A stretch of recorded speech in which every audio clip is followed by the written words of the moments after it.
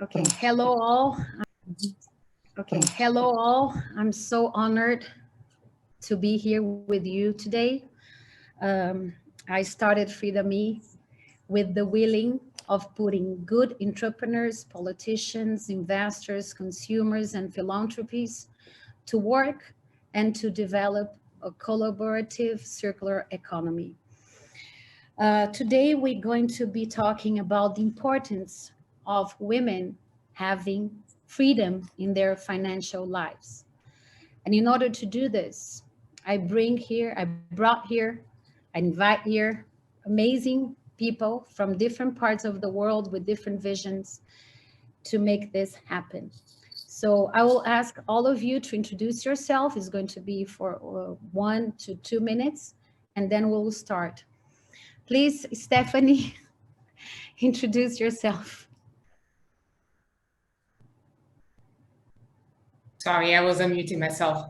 Hi, everyone. I'm Stephany Moraille. I'm Haitian American, currently living in Lisbon, Portugal. I work in the International Federation of the Red Cross Red Crescent Movement, managing global fundraising. I'm the founder of an organization that worked a few years ago in Haiti, empowering women, head of household.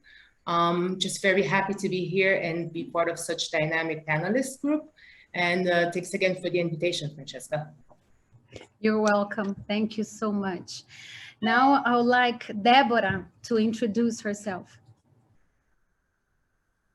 Hi, everyone. I'm Débora. I'm journalist, businesswoman, entrepreneur. Sorry about my English. It's been a long time I don't practice, so I will try here. I'm a founder of a Lady Diamond Club, a big group that makes connections with businesswomen, investors, and we meet each other once a month to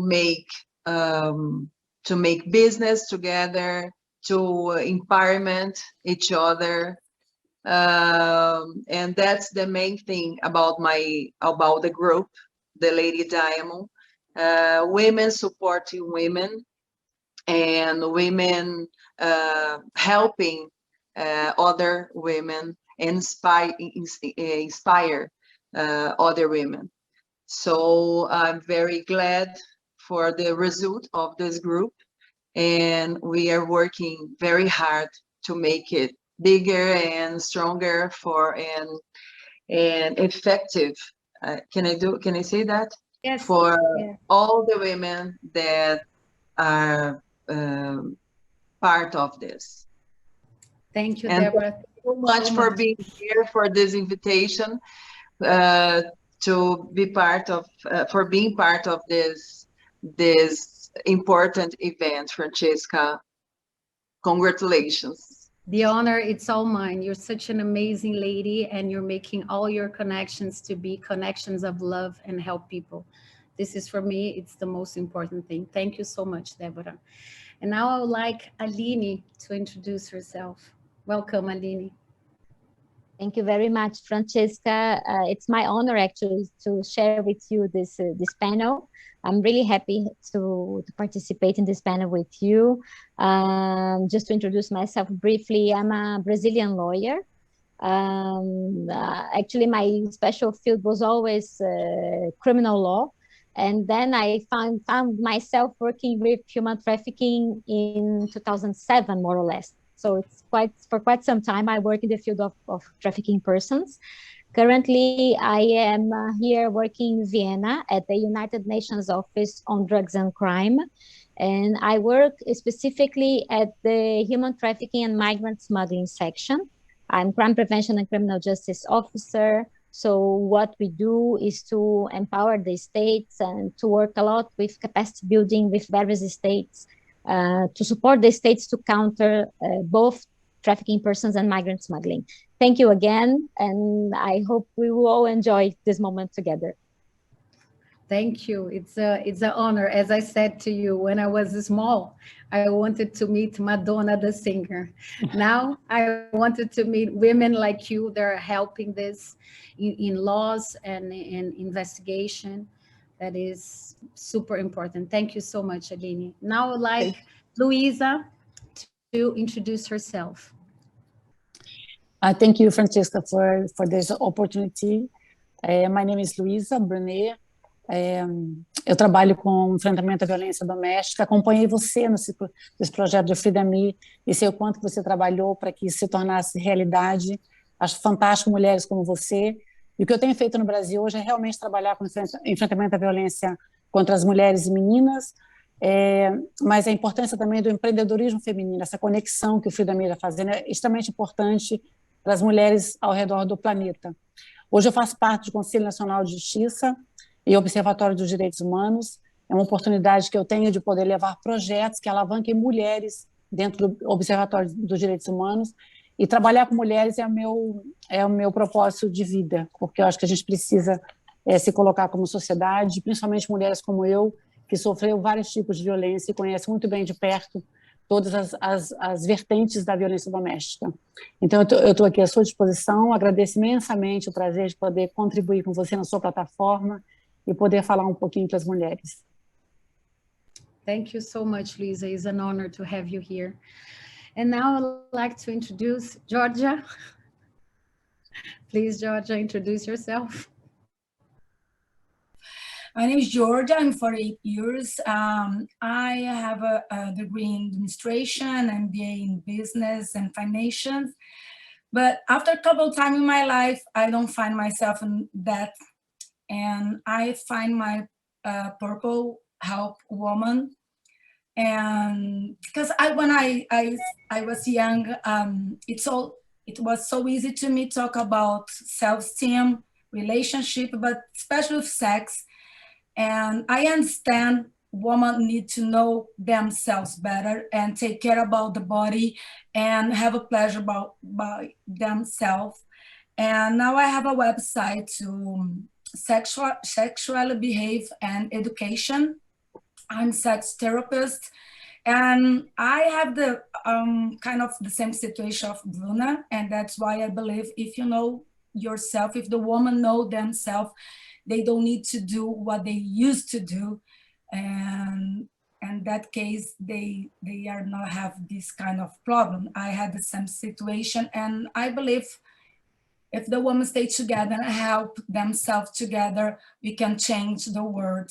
And that's my purpose.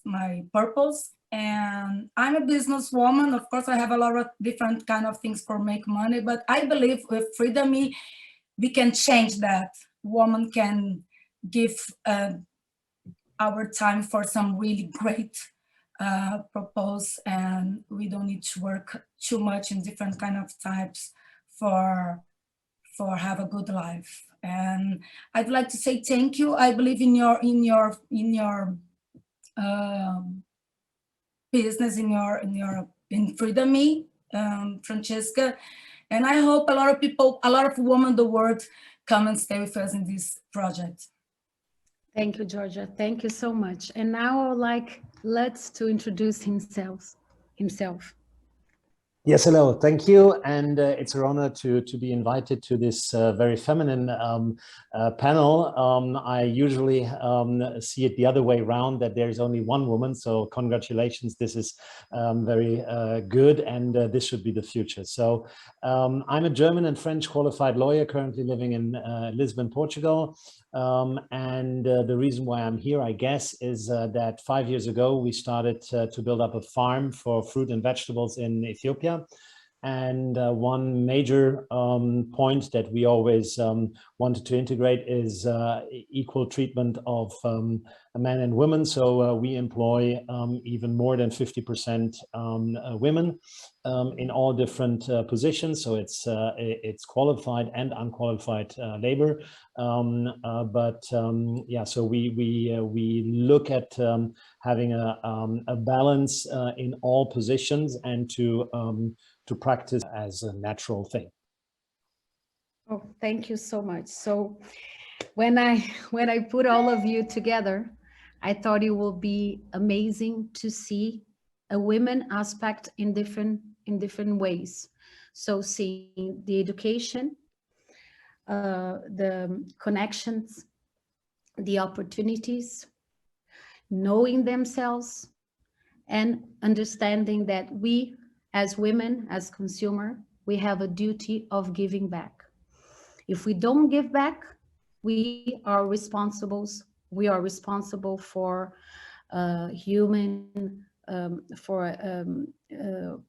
slave labor, for human trafficking, for bad things. So we are important as we are responsible as consumers.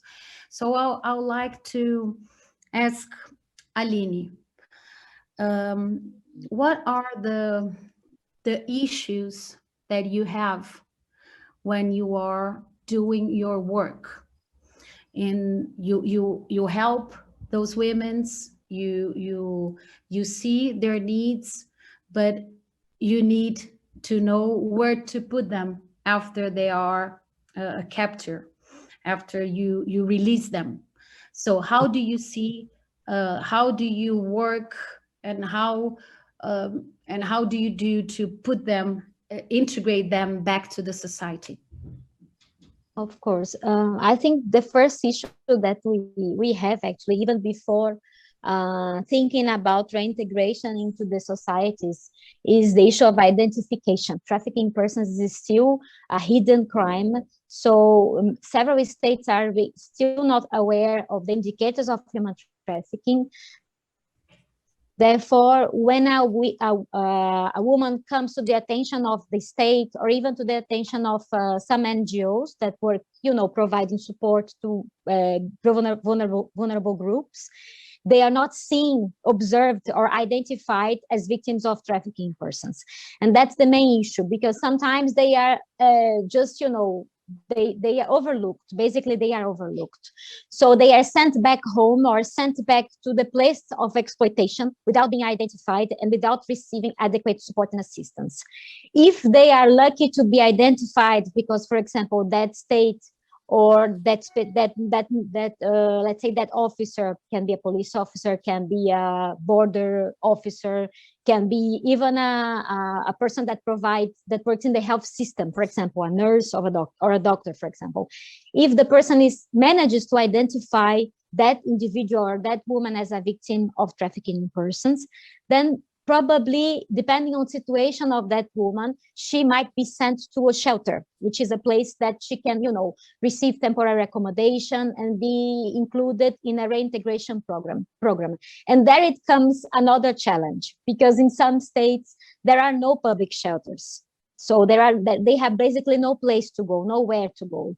So there are some, kind of arrangements, depending on the state, there are arrangements. And then you find victims of trafficking persons being sent to shelters for victims of domestic violence. So you see there is always, these are always cross-cutting issues, I have to say. And in some states, and that is very, how can I say, cruel, you might even see victims, when they are foreigners, for example, being sent to removal centers or detention centers, which are places for persons or for migrants that will be returned to their countries of origin. Yes. Alline?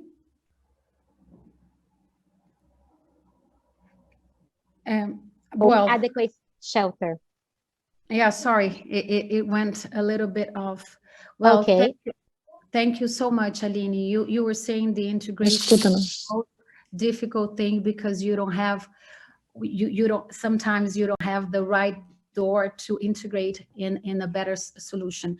To do Frida Me, I gave 14 months of my time to the immigrants in Brazil, to an NGO in Brazil. And I understood the ecosystem, the needs. The government wants to help, ONU wants to help, everybody wants to help, but the system, it's not ready to organize this need. So having here Lutz that he developed a farm in Ethiopia, thinking about how he can help women, how he can give opportunities for women, especially in Ethiopia, who has the lowest labor age in the world. Please tell me why you decided to do the farm in Ethiopia. That was more of a coincidence, so that was not planned. It came out of a visit to Ethiopia with a friend that had an NGO over there, and there was a legal problem, so he asked me to join him. And when I traveled through the country, I fell in love with it, and the idea of building up a farm came spontaneously. Then I returned, I looked for investors, and we started this journey. So at the beginning of the journey, it was not something that was focused on women or something. So it was the idea to create a farm respecting certain ways of doing business that have been created or developed in Germany after the Second World War. We call that the social economy of market, meaning that you take care of your employees, your community, and your environment, and then your business will foster. So this is the idea, and that is how we have built this company. As I said, we are employing more than 200 people by now, and this is qualified labor and unqualified labor for the harvest, and mainly for the harvest. Yeah, but you said something very interesting. Two things. You went there to help with the legal issue, and then you fell in love with the region, and you decided to be a businessman there. But you use your German background, studying what the German did after the First War, which was amazing, and I study it, how integrate society, how helping together, and one thing that you said, education and heart. So you put those two together, and you said, okay, here it's where I will put my two talents, and I think it's amazing. Congratulations. Thank you. Thank you. So, and it's very rewarding seeing the development of people that you employ, or that we employed 5 years ago, and where they are at today. So this is quite rewarding. Yeah, I can imagine. I can imagine. And then by giving back opportunities, Débora, you work with amazing entrepreneurs in Brazil, and you're always helping them to help each other and to give back to the society. So please let me know how do you do this and why you started your business of connections. Well, I started, in the beginning, 2 years ago, I was... Do you want to say in Portuguese and then we translate? Em português, eu acho que eu consigo pensar melhor. Claro. Eu comecei o Lady Diamond com outro propósito. Na verdade, eu ia startar um negócio ligado à moda. A gente tem hoje uma alfaiataria masculina, que é a Browns, que é uma alfaiataria tradicional aqui em São Paulo, que foi trazida pelo Sig Bergamin, enfim, foi fundada, né, pelo Sig, e eu tinha um plano de negócios para startar a alfaiataria feminina. E aí uma das estratégias de comunicação era convidar algumas amigas próximas que tinham...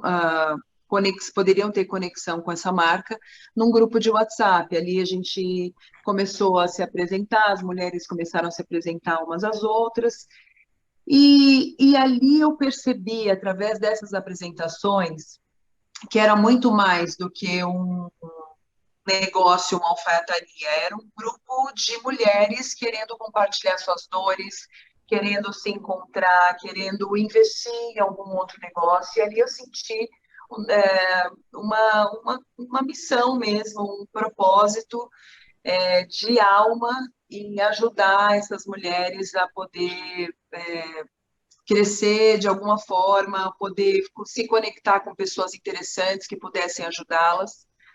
E aí foi quando eu mudei o nome desse grupo, esqueci essa marca de alfaiataria e foquei desde então nesse grupo de mulheres que é o Lady Diamond Club. Então, como nós nos reunimos através de rodadas de negócios, então a gente identifica, né? Eu sei todas que estão ali, hoje tem mais de 1.500 mulheres ativas, mas nós falamos com muitas outras através das redes sociais. Então, a gente tem um formulário onde elas preenchem, outras tantas eu já conheço. Então, esse grupo VIP, vamos dizer assim, esse grupo enfim, fechado nosso, a gente acaba desenvolvendo algumas rodadas de negócios, que é onde surgem alguns negócios apartados aos negócios delas, né? E muitas fazem negócios entre si. Nesse período de pandemia, nós tivemos muitas mulheres que fecharam seus negócios e acabaram se reinventando e criando outras formas de trabalharem, de ganharem dinheiro e muitas ali se ajudaram. Nós nos unimos para criarmos um projeto filantrópico, enfim, junto com uma outra parceira, uma amiga, que é a Celino Cubo, o Mulheres no Combate, e aí nós fizemos algumas ações sociais. Hoje o Lady Diamond, todos os eventos que são criados ali, que são organizados, parte da renda é revertida a alguma ação social. Hoje eu sou embaixadora da ONG Florescer, da Nadia Bach, faço parte também da OBME, né?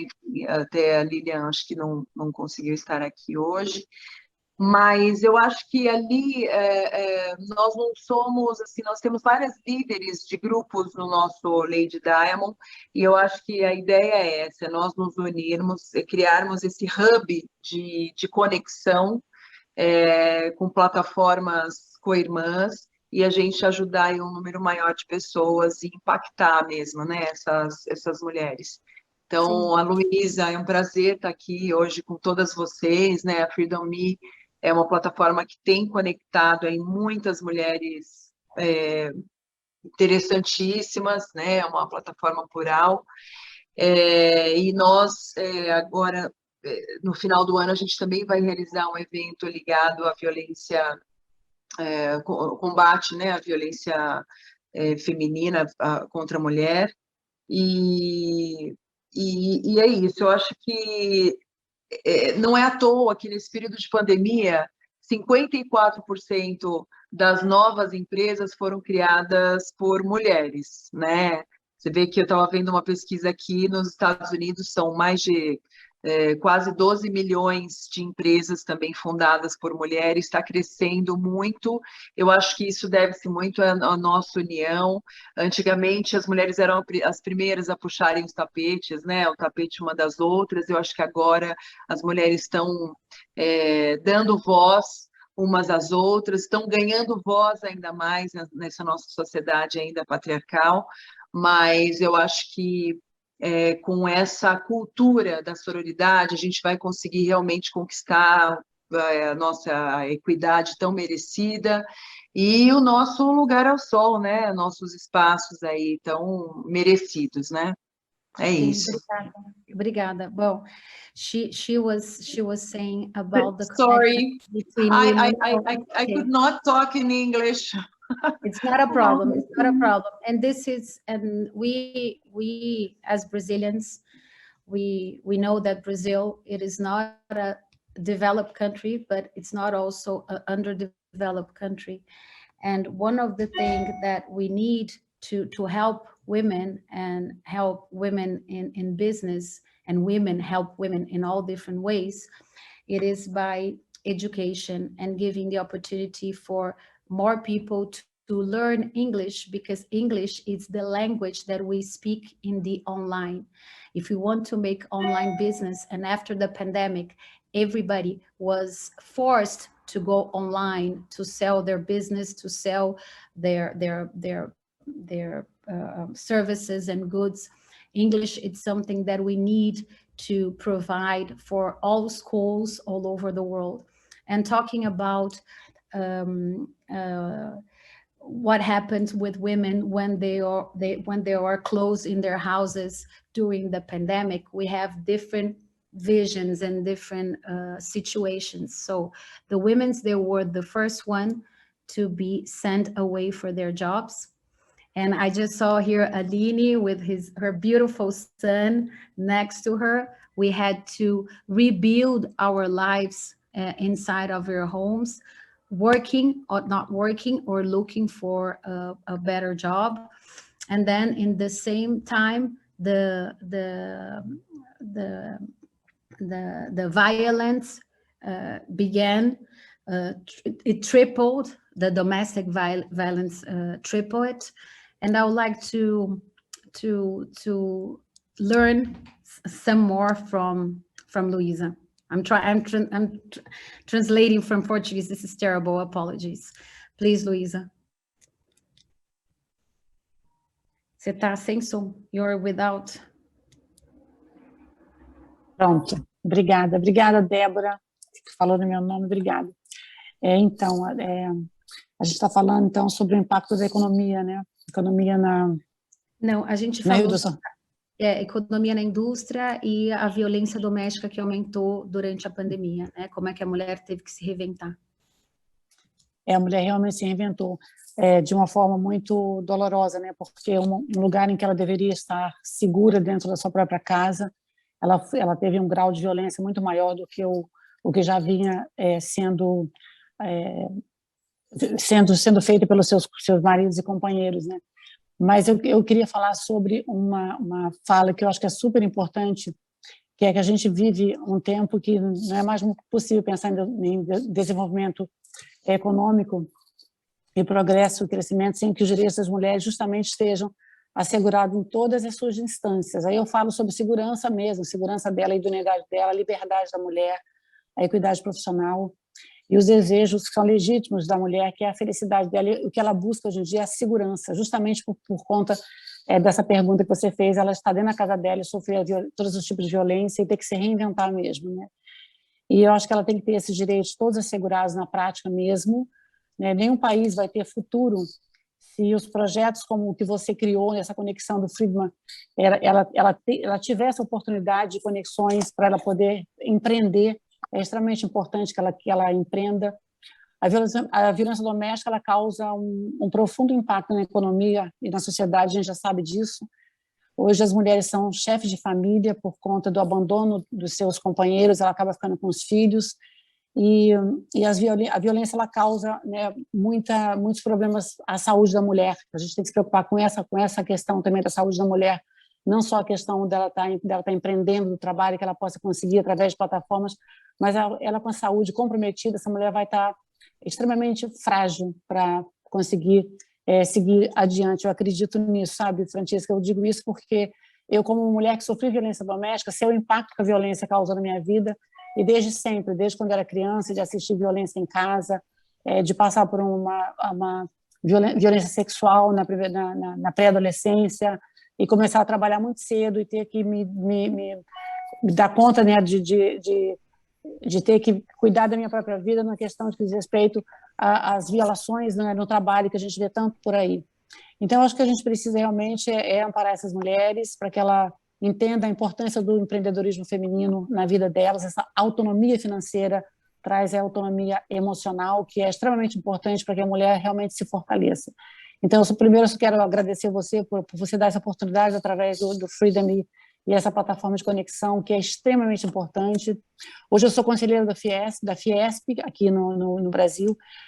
A presidente é a primeira mulher, a Marta Lívia Suplicy, o primeiro conselho feito por uma mulher. Então, acho que a mulher está realmente ocupando lugares que a gente deve ocupar assim, sem medo, sem vergonha e com classe. E eu acho que tudo isso contribui para essa fala feminina estar mais presente, né, ser mais respeitada, e que a gente possa realmente poder ter essa liberdade de poder criar, de viver tranquilamente, de poder trabalhar e sustentar a nossa própria família. Com certeza, com certeza. Thank you, Luiza. When we have financial freedom, we can make better choices. And in order to make better choices, I would like to ask Stephany. Stephany, how do you choose the projects to invest or to find funding for them? Thanks, Francesca. So it all really depends on the focus. From the Red Cross perspective, obviously we work in 192 countries, so we are literally everywhere. And when we have some requests from a particular country on programs, as you can imagine, that all of us, not all of the countries focus on the same program, it is all based on the realities on the ground. So based on that, those requests come forward, and then we try to match, those requests with the donors. COVID and other emergencies on a worldwide scale changed the request, the need of the context, right? So just to say that though we've had COVID over the past 2 years, it's not necessarily that a lot of the funding has been earmarked towards COVID. Gender-based violence continues to be an issue, and this continues to be a priority for the Red Cross movement, because we understand that it is still something that needs to be addressed. Though sometimes you have different emergencies that sort of take the priority and the forefront, but we cannot ignore that this continues to be the issues that we must continue to fight worldwide. So for me, in my work at the Red Cross, it's really understanding how to match the donor need, the donor interest to what the country is requesting, trying to make sure that when a project comes forward, that there's a gender component and a gender balance to it. Sometimes in rural communities, you find that it's very difficult to reach this balance because you have more men that come forward and they are mostly in the leadership position. They're the leaders of these communities.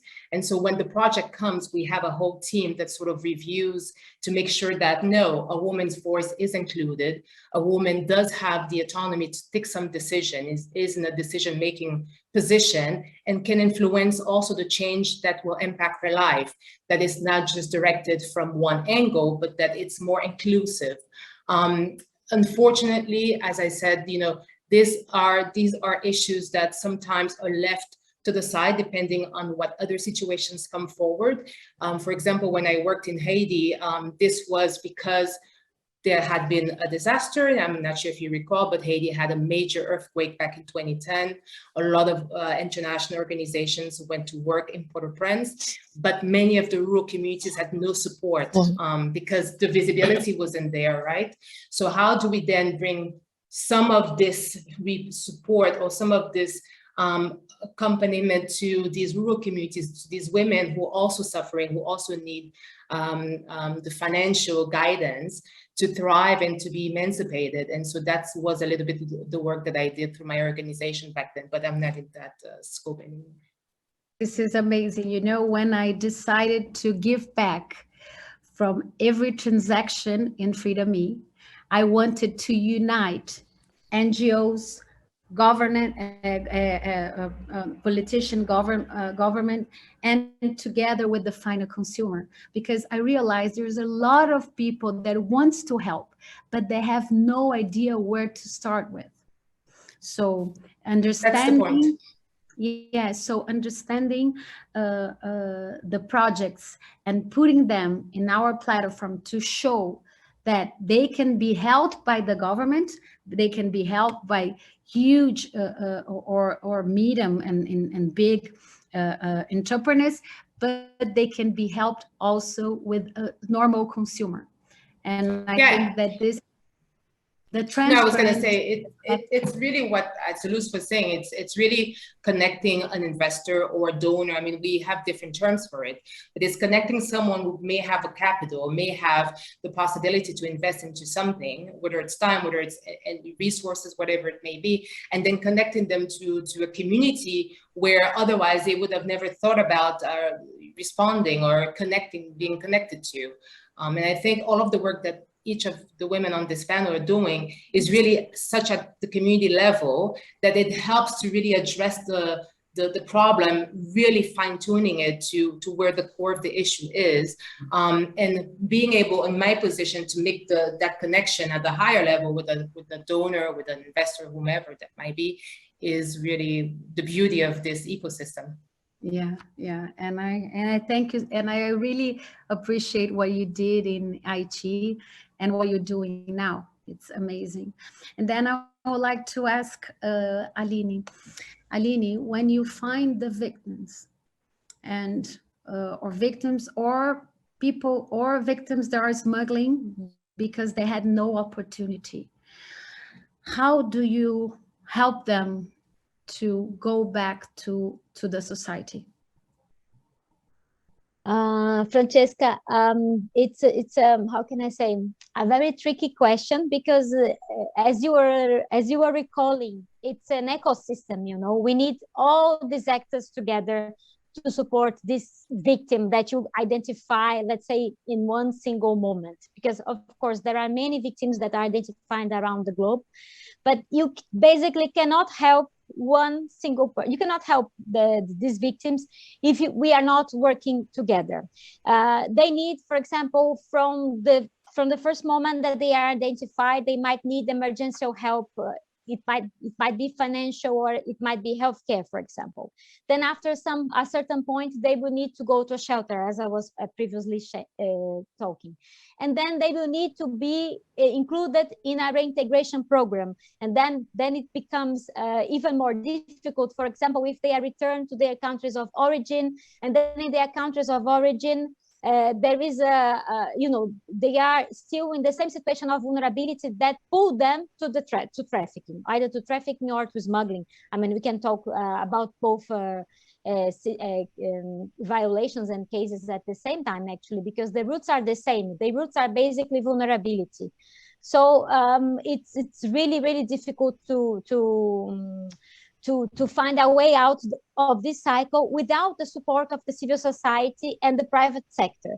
And I'm very happy that you invited us, me particularly, but you and ODC to join this group, because we are more and more trying to get closer to the private sector, because we see in the civil society the power to end human trafficking. I mean, as consumers, because we are the consumers, we are buying the end product of slavery and the end services. We cannot talk only about products, but also services, because we have trafficking in restaurants, we have trafficking in the sex industry, you know, sex workers that are victims of trafficking persons. So we are the consumers at the end. So as consumers, and also as persons that can, for example, as Stephany was mentioning, invest or work with recovery and reintegration programs or projects. We are it is the civil society. I mean, we cannot, you know, just put the blame to the state because, for example, law enforcement does not identify, or because there is no shelter provided by the state, if at the end of the day we are consuming, you know. So that's why I think your initiative is amazing. Thank you, Alline. And talking about sex trafficking, I invite Georgia to be here. She empowering women respecting the sex, but not the sex in a bad way, but the sex in a good way. We are all born from our parents, and they made love. Yeah, and they made love for us to be here. Yeah, right? that is no bad way that people think that is, but it's not. I'm listening all the women and the men here. The only question for me is, because I'm angel I help some company like Stephany was talking, it's how to change the mindset of the woman.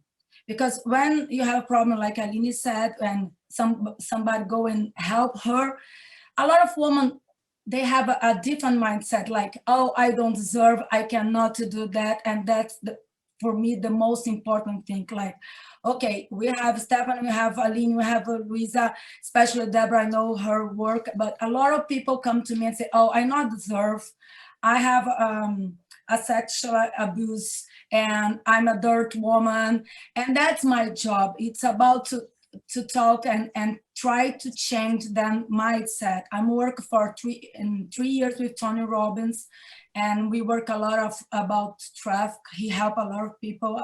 He helps not just him. We have a group with a lot of different kind of women in the world. But the point is, Francesca, how to change the mindset. And it's always, all the women talk about sex, abusing and spank, all these stuffs. And the point is when you understand a lot of things happen because the woman think she not deserve to be happy, she not deserve to have pleasure, and all this stuff. And that's my big job. Like, okay, sex is not dirt. To know yourself is not dirt. You don't need a man to pay your bills, because a lot of women use the sex for make money, and that's the point. Make your body your temple, and we talk already about that, like Kundalini, and that's what I want to do. I want to change. That's my purpose, to change the mindset for Stephany help. And when Alline takes some woman and the traffic say, okay, that's the past, let's change your mindset and have a good life. And that's my big goal. And when you talk about that, we have to talk about sex, because it's about abuse, it's about traffic and traffic for sex and all the things. And that's when I'm talking about sex, I wanted to show the word. Everybody, oh, you work with sex, it's a promiscuous, it's about dirt. No, baby, it's about your body, it's about your tempo, it's about to know yourself. And that's my big goal, to like Francesca. Francesca come to my house a lot of time, and she always so simple without makeup, and she's sexy, she's pretty, and you don't need to you know, to be. And if you know yourself, if you taste your taste, if you can change the world and change your mindset, like, okay, I can be a businesswoman, nobody gonna touch me, nobody gonna make something bad with me. And that's my job, that's my goal.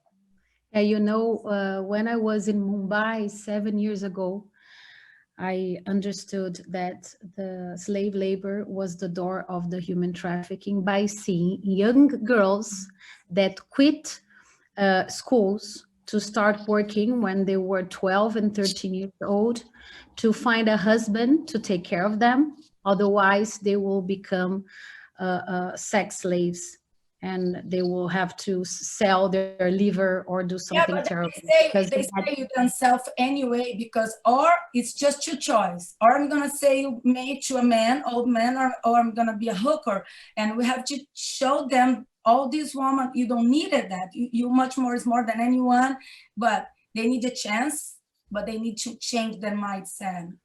Yes, but in order to do this, we have to unite education, opportunities, what Lutz is doing in Ethiopia, which is amazing, to help women and to help the next generation, give them financial free, to unite with Débora's vision. It is to put empowered women in Brazil, and not only in Brazil, because she knows women all over the world, and put them to work together and say, okay, my business can give back. I produce organic carrots, and in every sale I can give back for an institution that will help education, that will help women, that will help children. Yeah, and then the same thing, Luiza. I just want to tell something. I'm talking about freedom with some woman and say, oh, I'm not enough for staying freedom. I say, no. That's the kind of woman we want.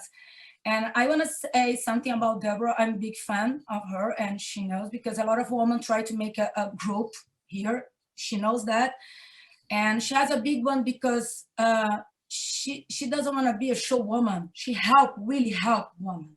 And that's the big goal, I think, Débora.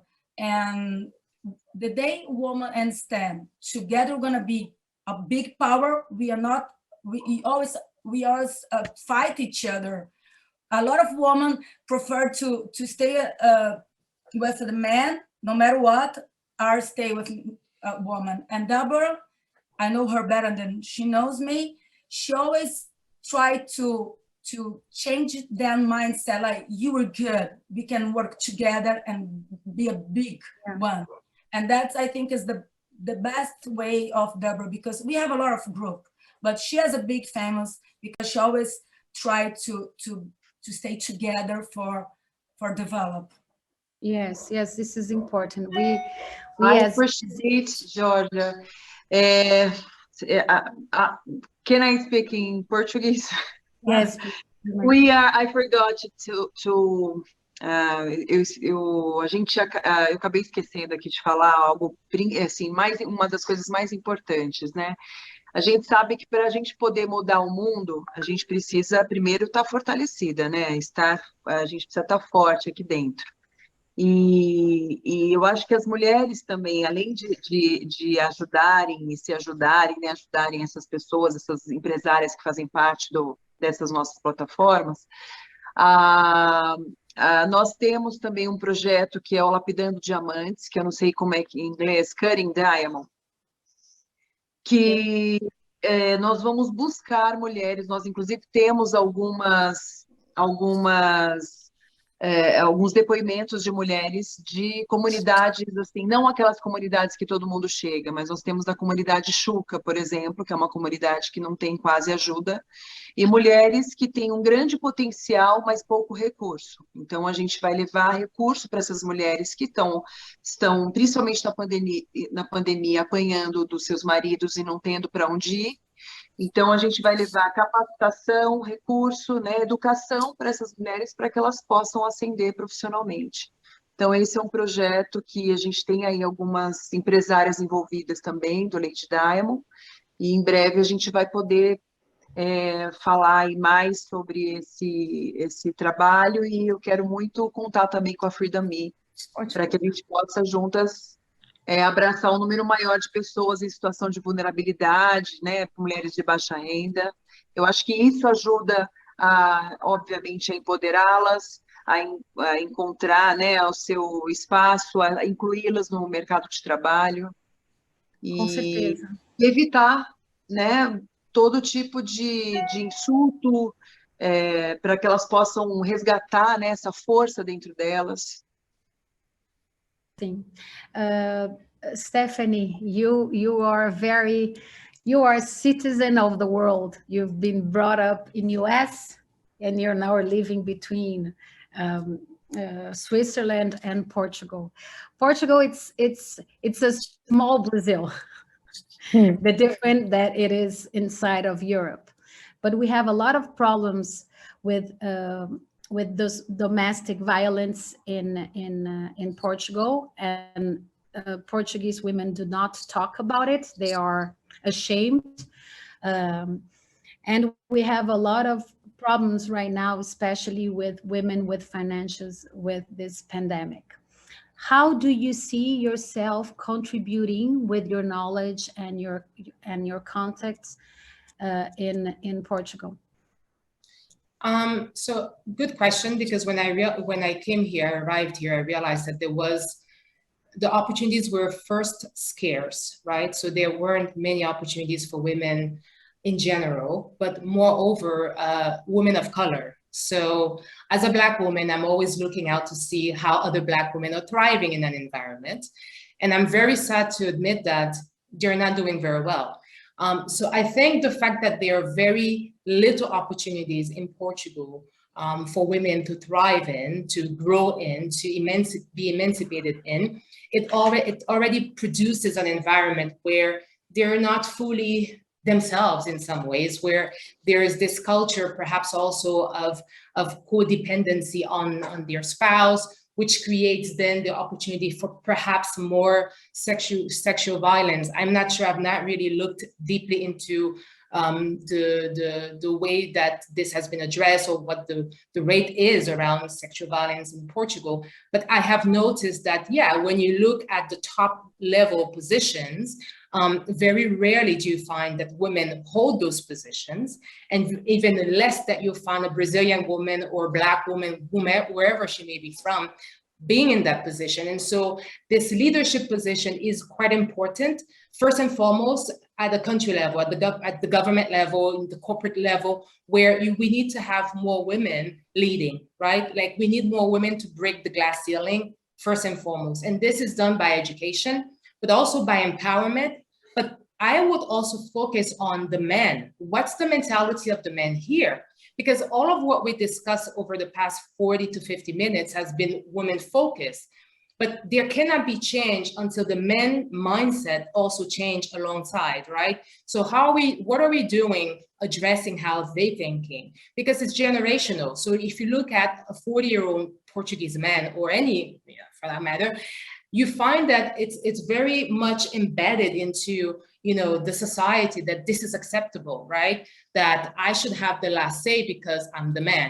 Well, no, not anymore, right? But to do that, we need to make them a bit more open-minded, but also raise the presence and the voice of women. And this is done by putting them in these positions. For me, being in Geneva, it's also that. I mean, I'm one of very few women of color in my position, but we need to get there somehow, right? And to get there, it's women supporting women, but sometimes men also opening the doors to us, so that when we come forward and we sit at the table, they don't shut the door, that they let us in. And that's the point. If we get a seat at the table, guess what? We must use it, and we must use it for ourselves, but for our sisters as well. Yeah, I agree with you. So you see, you're a very good example for lots of men. Really, you should speak more. And regarding, yeah, you should. You in the table of 7 women, I think it's difficult to speak. But I would like to give one example, if you allow me. Please do. Please I do. lived with a woman that we employed actually initially as a cleaning woman for our offices in Ethiopia, and she was extremely shy. And whenever I would come to the office, she would turn around and leave the room because she was not used to have contact with men and with white men especially. So. Meanwhile, after 4 years, she became our cashier, which is an extremely important position because she is sitting on our cash and on our money. And whenever someone wants money, he has to go to her. So she has the key to the safe. And this development, now she's talking to me even on the phone, which was extremely difficult initially. So we are talking in English. She took English lessons at night. She also did an accounting course at the university, met a professor, and got married to the university professor, and is now a very self-confident, proud woman that stands her ground, and that has increased her salary by 15 times since she started 5 years ago. And I think this is how it should work. Yeah, I agree with you. You give an opportunity for a woman and she will make the best of it. And talking about opportunities, I've been following Luiza's work in Brazil, and she's helping. Brazil, it's a world inside Brazil. We have Indian backgrounds, we have Africans backgrounds, we have European backgrounds, we have Asian backgrounds. So it's not that easy, and we have different issues inside Brazil. So please, Luiza, tell me about the work that you've been doing in giving your voice and your time to give opportunity to women, especially uniting them with entrepreneurs in Brazil. Bom, eu tenho trabalhado bastante aqui no Brasil justamente para que as mulheres entendam o perigo que elas vivem na questão da violência de gênero, a violência doméstica, e que a mulher acaba se sujeitando muitas vezes, né? E eu acho que é muito importante também levar em consideração assim, a desigualdade social e a pobreza, a falta de respeito acelerou muito as violações contra as mulheres. Essa desigualdade social, ela restringe muito a mulher numa condição muito baixa, porque ela não reconhece os seus direitos, então ela não vai atrás dos seus direitos, e ela acaba sofrendo violências constantemente, não só dentro de casa, mas muitas vezes no trabalho, que veio desse movimento Men Me Too. As relações dentro do trabalho têm sido muito difíceis para as mulheres no mundo, mas no Brasil mais ainda, por conta da falta de oportunidade que elas têm, elas acabam se sujeitando a trocas, né? Que a gente estava falando sobre tráfico sexual, tráfico humano, acho que está bem dentro dessa pauta, e a gente precisa empoderar essas mulheres para que elas entendam o lugar dela no lugar que a gente tem que ficar mesmo, Eu tenho falado muito para as mulheres de baixa renda, né, por essa questão do empoderamento feminino no que diz respeito à autonomia financeira, como eu já falei um pouquinho antes, e a gente tem que buscar também que as políticas públicas sejam mais contundentes para as mulheres, que elas sejam de fato possíveis de se realizar, de se fazer valer, porque existem muitas políticas públicas que não são viáveis às mulheres, sabe? E isso é uma coisa que me deixa muito decepcionada por estar trabalhando para as mulheres, ouvir de pessoas que estão envolvidas, são políticas, elas têm projetos maravilhosos para elas, mas elas não viabilizam isso para as mulheres. Então, o que eu tento fazer com que isso aconteça, que os projetos podem ser simples, como creche, como oportunidade de trabalho, como plataformas que possam empoderar essas mulheres para que elas consigam ter autonomia financeira através de uma expertise, porque ela não entende que ela tem, porque ela está tão sofrida. Então, ela acaba sendo subjugada, ela acaba não tendo oportunidade, ela não tem escola, ela não tem saúde, ela não tem educação, ela não tem nada.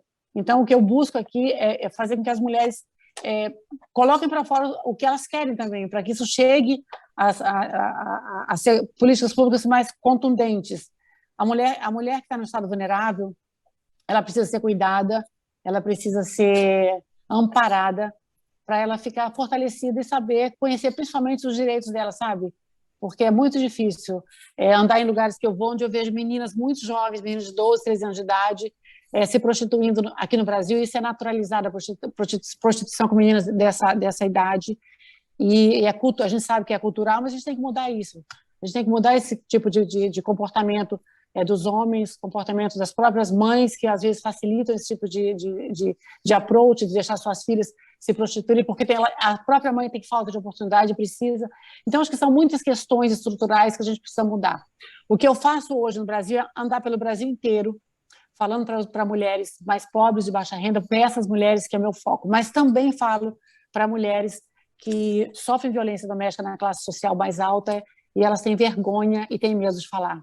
Então, é muito importante ter uma fala bem diferenciada para um e para outra. You are an incredible woman. I am a big fan of you, Luiza. You're using your contacts, you're using your beauty, you're using the opportunity that you had to help women in different social classes. And if we think about all the problems that we have around the globe, it includes us all of us. And here we have a mixed table of entrepreneurs, professionals, funding raiser, responsible for a better politics and laws through Alline. So here we are people that are trying to unite our talents to make a better society, because we need money to do it, we need education to do it, we need hands to do it. It's not about only giving money, we have to give our time, our knowledge, and it's not easy. And I know you've been traveling not only about Brazil, but traveling in other places to say, hey, look at us in Brazil. Yeah.